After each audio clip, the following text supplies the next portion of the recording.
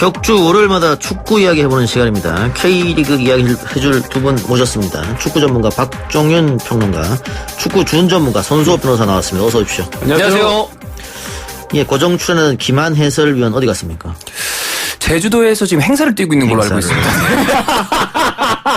그래, 여기 보니까 개인 사정으로 불참을 했는데 개인 사정 이유로 불참하는 분 알고 보면 별거 아니에요. 별 이유가 없어요. 그래요? 제가 보니까 그렇더라고요. 그래서 한번 물어봤더니 역시 행사 때문에 예. 방송을 빠졌다. 알겠습니다. 행사 중요한 거 아닙니까? 행사요? 네. 중요하죠. 중요한데 그 고정 프로가 있으면 행사를 다른 날 잡으셔야지. 네. 알겠습니다. 뭐 출연료가 적은 우리 탓도 있으니까. 그런 것 같습니다. 예. 자, 일단 오늘은 당연히 20세 이하 축구대표팀 이야기를 안 할 수가 없습니다. 어제 새벽에 경기였죠. 3시 반 경기. 아직도 흥분이 가시지 않는다 이런 말씀 많이 하시던데 이렇게 역대 대한민국 경기 중 이런 재미있는 경기가 없었다. 이런 평가를 많이 내드리더라고요. 두 분 어떻게 보셨어요? 저는 개인적으로 독일전보다 그러니까 월드컵 독일전에 짜릿한 승리를 했음에도 불구하고 못 올라갔으니까 그때. 못 올라갔고요. 예. 조별리그기도 했고 이 경기는 토너먼트인데다가 연령별 대표팀이다 보니까 우리가 느낌이 저 어린 선수들이 참 잘한다. 이런 마음이도 있을 것이고 승부차기 가고 중간에 뭐 쫓겼다가 다시 앞서 나가고 이런 드라마틱한 부분 때문에 제가 기억하는 대표팀 유니폼을 입고 경기한 이 대회들 중에서는 2002 월드컵 이후에 최고의 환희가 아니었나. 거의 그 정도 느낌이었습니다. 예. 손수호 변호사. 시간대가 좀 아쉬웠어요. 새벽에 했으니까. 네. 물론 일요일 새벽이지만 3시 반에 시작하다 보니까 이게 시작이 좀 늦다 보니 많은 분들이 좀 이제 라이브 중계를 놓친 그런 안타까움이 있는 것 같습니다. 근데 저 같은 분이 많이 계실 것 같은데. 저 같은 분이요? 예. 네. 전반전 보고 잤거든요. 그럴만하죠. 예. 전반전 보고 전반전 좀 밀리더라고요. 네. 그러니까 볼 점유율도 많이 떨어졌는데 한 골 먹었다. 먹혔고. 이거는 이제 끝났다. 갔다. 잠도 오고. 네. 그래서 전반전 보고 끄고 자는 분이 아마 굉장히 많이 계실 것 같아요. 그런 분들도 많고 제 주변에 있는 분들은 아프리카는 안 돼. 안 돼? 쟤네는 뭐 나이 속였을지도 몰라. 졌어. 쟤네 치아 형이야? 검사하기 전까진 몰라. 예. 그래서 그냥 아예 안 아예 안 봤다가 봤다. 다음 날 일어나서 보고 와 이걸 못 봤네. 이런 분들도 꽤 많더라고요. 그러니까요. 네. 예. 특히 후반전 인저리 타임에 터진 골. 그것도 사실 그게 마지막 공격 아니었습니까? 거의 코너킥? 그렇죠. 예. 그걸 못 넣으면 그냥 경기가 끝나는. 맞습니다. 그때 인저리 타임 시간으로 시계만 보면 1분 남았을 때거든요. 네. 그때 코너킥이 바로 헤딩슛으로 연결돼가지고 그거 못 넣었으면은 사실 그냥 끝나지 않았어요. 끝났죠. 예, 그대로 끝난 그리고 상태였고. 그 코너킥 차기 전에 또 세네갈 선수가 한 명이 또 누워 계시더라고요. 또 침대 나왔구나. 아프리카산 침대. 네. 그래서 어쨌든 중간에 잘라먹기. 그 쉬운 게 아니거든요. 그거 설명 좀 해주시죠. 일단 어떻게. 뭐 사실 제가 개인적으로 실제 축구를 직접 하진 않았기 때문에 어떤 기술적인 부분은 선수 출신만큼 제가 이야기 드릴 수는 없겠지만 킥이 일단 정확했고요. 예. 중간에서 잘라서 헤딩을 그렇게 돌려놓는 경우에 대다수의 수비수들이 이거는 성인 레벨에 가서도 대처를 못하는 경우가 많아요. 그리고 자르는 것도 자르는 거지만 방향을 그런 식으로 바꿔놨을 때 제가 봤을 때는 세네갈 선수들이 이거 경기 끝났다 우리 잡았다. 뭐 이런 생각을 하고 있는 타이밍에 골이 들어가지 않았나. 뭐 이런 생각이 많이 들었습니다. 게다가 또 머리 맞고 굴절된 그 공이 크로스바를 맞고 들어갈 정도였거든요. 그렇죠. 운도 있었다? 네. 운보다는 오히려 완벽한 슛이었다. 아하. 그게 조금 못 넣었죠. 그렇죠. 네. 막을 수가 없죠. 그런데 그 골런 선수가 이강인 선수가 코너킥 올리기 전에 다가가서 얘기를 했거든요. 내가 오늘 감이 좋다. 짧게 넣어달라. 그게 그래서 짧게 넣어주고 짧게 받아먹고. 네. 그건 어떻게 수많은 훈련에서 나온 겁니까? 아니면 두 선수의 테크니션적인 면이 있는 겁니까? 기본적으로 훈련도 있을 것이고 제가 보기에 그 이야기가 이제 확실하다면 이번 대회 이강인 선수의 킥의 감각이 자기가 원하는 대로 거리를 재고 패스를 해도 정확하게 들어가는 수준의 패스 정확도니까 그거는 충분히 노리고 짧게 주고 그리고 이지솔 선수가 대전 시티즌 소속인데 K리그2에서도 공격 가담에서 나쁘지 않은 역할을 해주거든요. 그래서 그 부분은 뭐 두 선수가 잘 좀 맞아 들어가지 않았나 뭐 그런 생각. 그리고 사실 말을 해도 내가 너 줄게.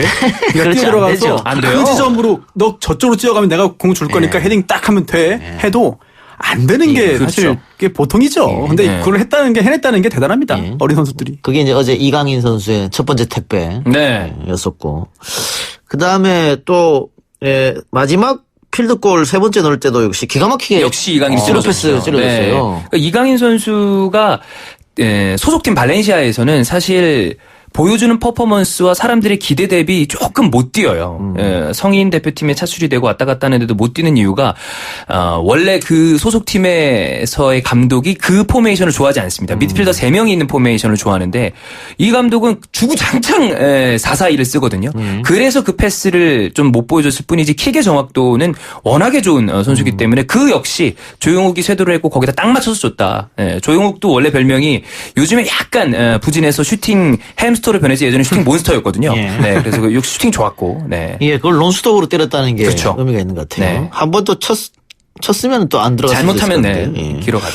근데 어제 경기에서는 비디오 판독이 너무 많이 나오는 거 아닙니까? 흐름이 좀 끊어진다는 생각도 들던데. 이 비디오 판독이 만약에 흐름을 끊는다고 보실 수도 있겠지만 예. 그 비디오 판독 때문에 우리가 이득을 본 부분도 있고 있죠. 예, 예. 그렇기 때문에 그거는 사실 오심을 그대로 두고 보기보다는 흐름이 끊겨도 정정을 하는 게 좋은 것 같고 판정이 바뀐 부분이 총 5번인데 예. 그중에서 2개 정도는 좀 짚고 넘어가면 좋을 것 같아요. 하나 같은 경우에는 이 개정된 룰 때문에 페널티킥 상황에서 키커가 득점을 하지 못했을 경우에 예. 그 경우에 골키퍼의 양발이 모두 라인 바깥으로 나가 있으면 다시 차야 됩니다. 예. 그러니까 우리도 한 번 했고 저쪽도 한 번 했죠. 예, 예.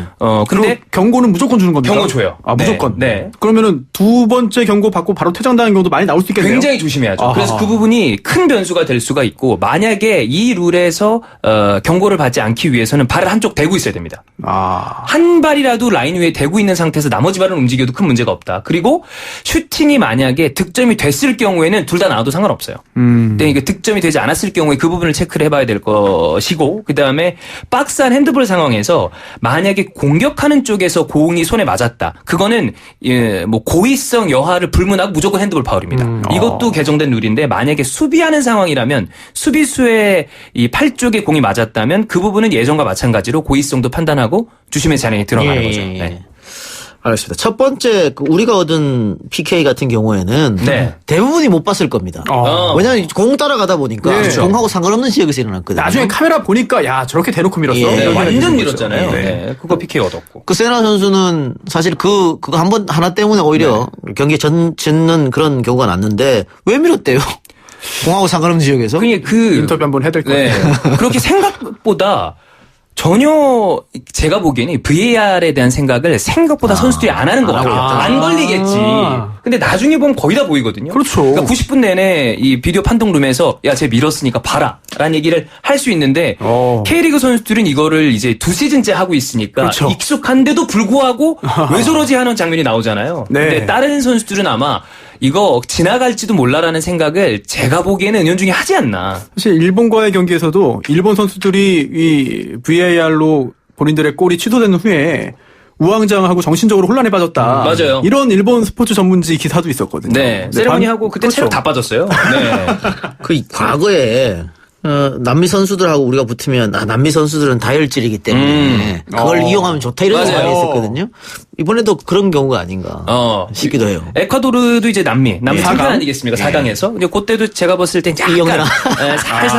살살 긁으면서 네, 이용해 보면 이런 것도 사실 전술이니까. 아니 또 이강인 선수가 이게 말이 통하잖아요. 아, 통하죠. 네, 말이 통하기 때문에 이강인 선수가 여러 가지 역할을 해야 됩니다. 네. 어린 선수에게 너무 과한 것까지. 아니 뭐 할 수 있어요. 예. 네, 이강인 선수가 이 얘기 나왔으니까 이강인 선수가 대표팀에서 가장 어리다고요? 그렇죠. 이 선수는 사실 대표팀에서 가장 어린 게 익숙한 선수예요. 19세 이하 툴론컵에 나갔을 때도 17세 나이로. 그러니까 기본적으로 항상 월반을 하는 스타일의 선수이기 때문에. 근데 보면 애국가도 크게 불러달라. 그다음에 오세훈 선수가 일본전에 골 넣고 나서 그렇게 눈물 흘리고 있는데 와가지고 울지 마. 이런 식으로 오히려 형 같은 모습도 보여주고 예. 공격 포인트 쌓은 것 중에 저는 제일 놀랐던 것이 패스는 이강인 선수가 워낙에 잘하니까 그래 그렇다 치는데 동점골을 넣는 그 PK 상황에서 이 어린 선수가 그렇게 대담하게 PK를 차는 걸 보고 아 진짜 예전에 슛돌이 때부터 유상철 감독이 잘 가르쳤구나 이 생각이 들 정도로 또 방송 노출을 많이 했기 때문에 네. 담력이 뭐 키워진 게 아닌가 싶습니다. 그러니까요. 그럼 손흥민 선수 뒤는 걱정할 필요 없겠네요. 이강인 선수가 있으니까. 기량도 이 정도라면 충분하고 예. 리더십적인 이 측면에서는 오히려 어렸을 때부터 손흥민 선수보다 나은 부분도 있지 않나. 뭐 이런 생각도 근데 들어요. 또 포지션이 다르기 때문에 예. 이제 미드필더 쪽에서는 이제 이강인 선수가 한참 우리나라를 끌고 갈 수 있다고 쳐도 또 골을 결국 넣어야 되거든요. 그렇죠. 또 공격수 포지션에도 손흥민 선수 뒤를 이을 만한 선수가 또 반드시 나와야 됩니다. 예. 18이니까 우리 나이로 하면 19쯤 됩니까? 그렇죠. 2001년생입니다. 네. 인천 사람이죠. 19살이네요. 그래, 알겠습니다. 이강인 선수 앞으로도 계속 지켜보고, 지금 이강인 선수 소속팀 팬들이 또 이 경기를 많이 봤대요. 그렇죠. 그러면서, 이제는 좀 경기에 내보내라. 네. 이런 얘기도 한다고 하더라고요. 이게 우리나라보다 스페인에 오가는 기자분들이나 아니면 스페인 현지 언론을 보면 우리보다 훨씬 더 조금 더 과장해서 말하면 극성이에요. 이 경기에서 어떤 이 리그 경기나 이럴 때 이강인이 명단에 제외됐다. 그러면 우리 쪽 기자가 아니라 스페인 현지 언론이나 팬들이 왜 이강인 빼냐? 왜 안 넣냐? 이렇게 얘기를 하니까 그쪽에서 오히려 더 아끼는 선수인데 제가 봤을 때 이 선수는 뭐 차기 장기적으로 봤을 때 기본적으로 기본 몸값이 1,000억은 가는 선수고, 네, 가야 될 선수고, 다만 아쉬운 것은 이 아까도 말씀드렸지만 현재 이 소속팀 감독이 포메이션을 정말 잘 안 바꾸는 감독이거든요. 그러다 보니까 측면으로 가는데 요거에 대해서 조금 변화를 줄 수만 있으면 훨씬 더 많이 뛸 수 있지 않나. 네. 그리고 또 이강인 선수가 뭐 구강컵 비롯해서 몇 경기 주전뛰었거든요. 선발로. 맞아요. 그런데 그때마다 이제 주로 왼쪽 미드필더로 뛰었는데 네. 거기에 러시아 국가대표 선수 체리 셰프가 출신인 있죠. 체리 셰프가 있어요. 네. 물론 약간 좀 기대에 못 미친 감도 있지만 올 시즌에 그래도 비싸게 데려온 선수이기 때문에 구단에서는 팀에서는 안 쓸 수가 없거든요. 애매하죠. 네, 또 그러다 보니 연봉이라든지 아니면 경력, 연령 이런 걸 비교해서 아무래도 이강인 선수가 올해는 자리를 잘 잡지 못한 게 사실이죠. 네. 공격에서는 이강인, 수비에서는 이광현 골키퍼 활약이 대단한 것 같습니다. 이강인 키퍼가 강원 FC 소속입니다. 실제로 리그에서 그렇게 많이 뛴 선수는 아닌데, 아, 그래요? 예, 딱 봐도 신장이 그렇게 크지가 않죠. 예. 184cm니까 요즘 골키퍼 쳐도 굉장히 좀 작은 편인데 발야구 하다가 스카우트된 케이스예요. 네. 그러다 보니까 이 선수가 발밑이 좋습니다. 그것 때문인지 모르겠지만 요즘 골키퍼들은 잘 막는 거 이외에 빌드업의 스타트, 그러니까 공을 처음에 공격을 만들어가는 시초가 골키퍼부터니까 이 키퍼는 현대 축구에 어울리는 골키퍼적인 능력을 가지고 있는 그런 부분도 있고 그 첫 번째 우리 승부차기 때 김정민 선수가 실축을 했죠. 그렇죠. 근데 딱 다가가서 괜찮아라고 하는 걸로 봤을 때 이 팀은 이강인도 그렇고 뒤쪽에 이광현도 그렇고 선수들이 하나로 뭉쳐있는 그런 모습을 보여주기 때문에 새벽에 보는 팬들도 더 좀 즐거운 느낌이 있지 않나. 네, 그런 느낌이 예. 있는 것 같아요. 우리 보이는 라디오 댓글로 박종현 캐스터 너무 말을 잘한다. 이 작가가 탐내하는 것 같다. 이런 댓글이 많이 달리는데요. 예. 박종현 캐스터 오늘 그냥 컨디션이 좋을 뿐입니다. 평상시에 잘 못해요. 아니, 두 분이 방송을 같이 해본 적도 있잖아요. 네, 있어요. 그렇죠. 네. 네. 그래 탐 안 납니다, 여러분. 지금 물론 성적이 좋기 때문에 그럴 수도 있겠습니다만은 정종용 감독의 지도력이 탁월하다, 리더십이 좋다 이런 얘기가 많더라고요. 어떻게 보세요?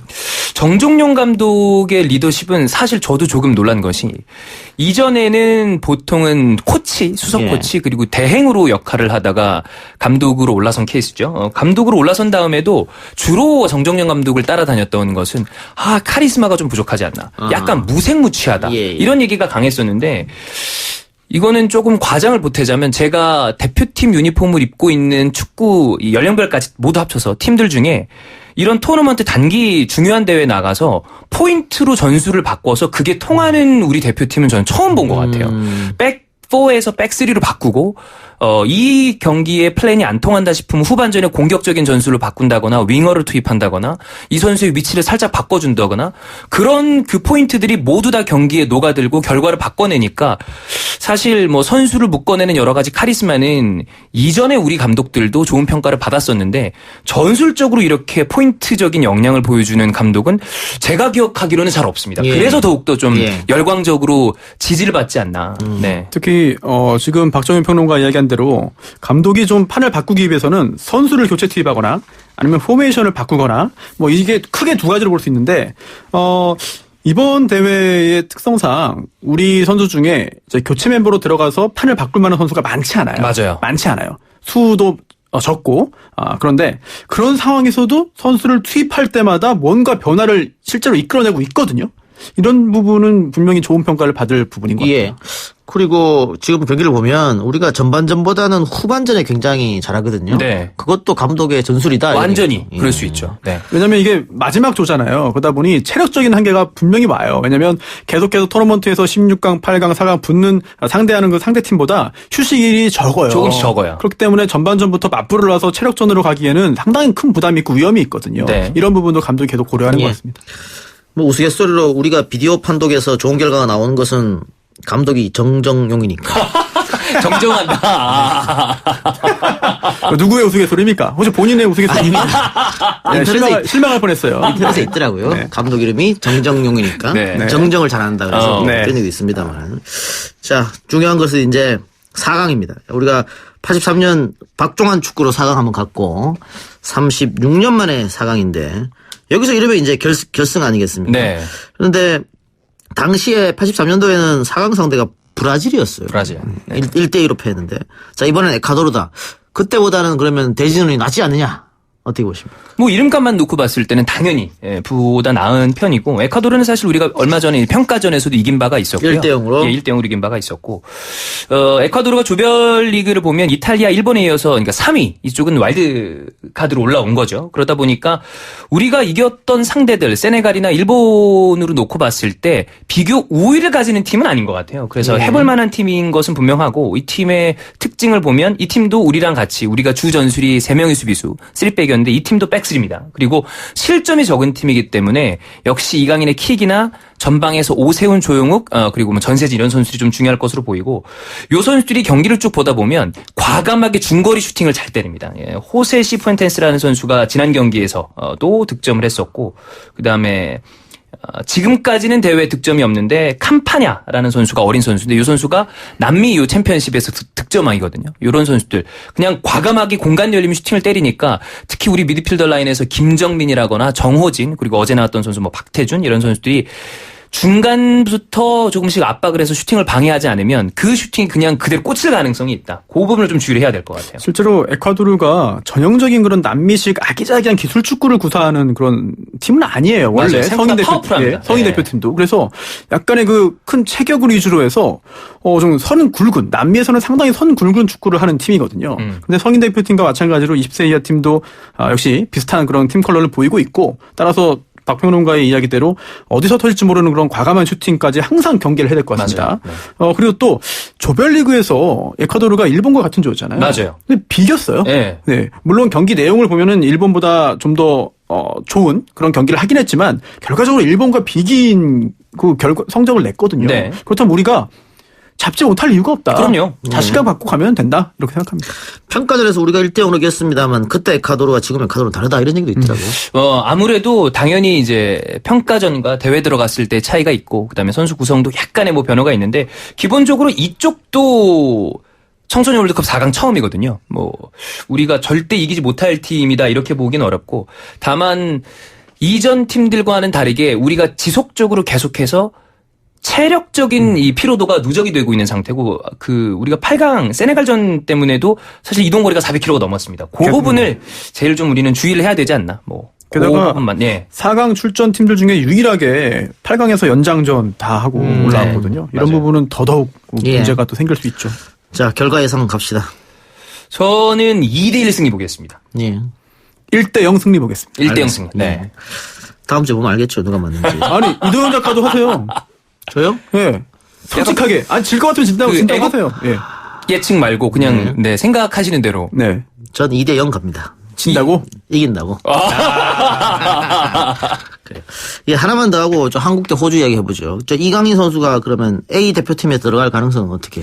저는 사실 이 정도의 수준을 보여준다면 뽑아도 아무 문제가 없다고 보여요. 그리고 이 호주전 얘기를 해야 되겠지만 호주전에서 보여주고 있는 미드필더 라인의 구성이 지금 이강인 선수가 들어가도 문제가 없는 정도의 구성이거든요. 그리고 예전이 아니죠. 최근에 다른 국가대표팀의 상황을 보면 굉장히 이 주목할 만한 센세이셔널한 활약을 보여줬던 아주 어린 선수들을 과감하게 뽑아서 그 선수가 그냥 붙박이로 성인 대표팀에 들어가는 경우가 있습니다. 그래서 만약에 벤투가 과감하게 누군가를 좀 어린 나이에서 뽑는다라고 한다면 바로 예. 첫 번째는 이강인이다. 아무 문제 없을 것으로 보입니다.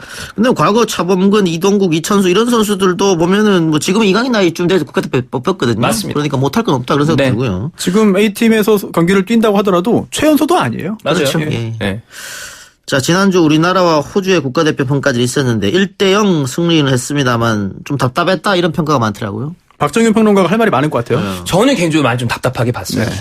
이게 평가전이기 때문에 그리고 이겼기 때문에 벤투 감독도 저는 벤투 감독을 옹호하고 조금 더 지켜봐야 된다는 데는 같은 큰 맥락에선 동의를 합니다만 지금은 이제 월드컵 예선으로부터 시간이 좀 남아 있습니다. 우리가 뭐 수능을 대비해서 100일 전부터 컨디션도 맞춰보고 그 시간대 그 과목 공부도 하고 그렇게 많이 하잖아요. 아침에 일어나서 아침도 먹어보고. 근데 지금은 그거보다는 좀 많이 남은 상황이기 때문에 수능 전에 300일 정도 남았다고 그러면 바로 그거보다는 모자란 부분이나 우리가 점수 잘 안 나오는 부분도 공부를 해보잖아요. 그래서 요 경기 때는 결과도 결과지만 상대 팀이었던 호주가 했던 것처럼 교체 카드를 다 활용해 보면서 조금은 뛰지 않았던 선수도 써보는 게 좀 어떤가라는 생각이었었는데 결국에는 비슷한 선수들의 구성으로 예. 그대로 경기를 했기 때문에 그 부분은 좀 아쉽지 않나 그런 생각이었습니다. 손흥민 선수 혹사론 이야기도 나오는데 어쨌든 이번에 또 경기를 떴단 말이죠. 뛰었죠. 저는 그 부분에 대해서는 그렇게 이야기하는 분들도 손흥민 선수에 대한 걱정을 할 수 있다고 보지만 전 기본적으로 그 선수가 뛰고자 하는 의지가 있고 그 선수가 큰 부상이나 체력적인 부담을 갖고 있지 않는다면 뛰게 하는 건 선수의 감독의 어떤 자신만의 고집이라고 생각을 하거든요. 그래서 손흥민 뛴 거에 대해서는 전 사실 별 불만이 없습니다. 예. 네. 토트넘 팬들이 역시 손흥민 선수 때문에 우리 대표팀 경기를 자주 보는데 그런 얘기를 토트넘 뭐 현지 팬들이요? 예. 영국. 예. 네. 그런 얘기를 한다 그래요.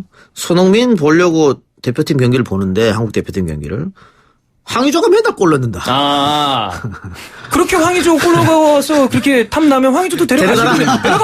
네. 영입이 어렵진 않을 수 있어요. 굉장히 사실 싼 값에. 지금 황의조 선수가 J리그 소속인데 미국 MLS 메이저리그 사커 진출 얘기도 나오고 있거든요. 밴쿠버 이제 황인범이 뛰고 있는 네. 팀에서 얘기 나오고. 근데 뭐 EPL 토트넘에서 영입한다 그러면은 뭐 얼마든지 가능합니다. 황의조 선수가 J리그에서도 상당히 지금 폼을 끌어올리고 있지 않습니까? 요즘 사실 좀 부진했어요. 조금 부진해요? 네, 한 2달 정도 좀 안 좋았어요. 작년에 그런 환상적인 그런 그게 잘 안 나오죠 올해는. 네, 그래서 그 부분에 지금 만약에 그렇게 토트넘 팬들이 욕을 하면 직접적으로 회장한테 편지를 보내서 공격수를 사자. 요즘에 또 해리케인도 왔다 갔다 하지 않았겠습니까? 트레이드 네. 어떻습니까? 트레이드요? 네. 그거는 조금 무리가. 알겠습니다. 네. 예, 짧게 K리그 얘기하고 마칩시다. 6월 A매치 기간 후 K리그 스케줄이 휴식기를 하고 있다는데 현재 순위 어떻습니까? 전북, 울산, 서울 요 세 팀이 이제 상위권을 형성을 하고 있습니다. 그 다음에 대구가 그거로 추격하는 양상이고 상주, 강원, 포항, 수원 요 네 팀이 중위권. 물론 손소 변호사님은 조금 여기에 의문을 제기하실 수도 있겠지만 그리고 네. 손 변님이 사랑하는 인천과 제주, 경남, 성남이 하위권을 이제 맴돌고 있죠. 조금 전에 박평론가가 소개한 세 팀이 승점이 똑같습니다. 네. 네. 동률 10점. 아직까지는 상위권 서너 팀 정도를 제외하면 사실 두세 경기면 순위가 뒤집히기 때문에 이 휴식기 다음 앞으로 펼쳐지는 경기 한 두세 경기가 되게 중요할 것 같아요. 전북, 수원, 울산 이 세 팀은 쭉 상위권으로 앞으로도 간다 이렇게 봐도 됩니까? 전북, 서울, 울산, 수원은 전북, 서울, 울산. 예. 수원은 쭉 떨어질 수도 있어요. 지금 분위기가 그래도 약간 올라오는 분위기긴 한데 자칫하면 손변님이 좀 원하는 그림 인천과 진흙탕 싸움을 하는 그런 느낌이 될 수도 있죠. 네. 내려와 제가 주문을 걸고 있습니다. 예.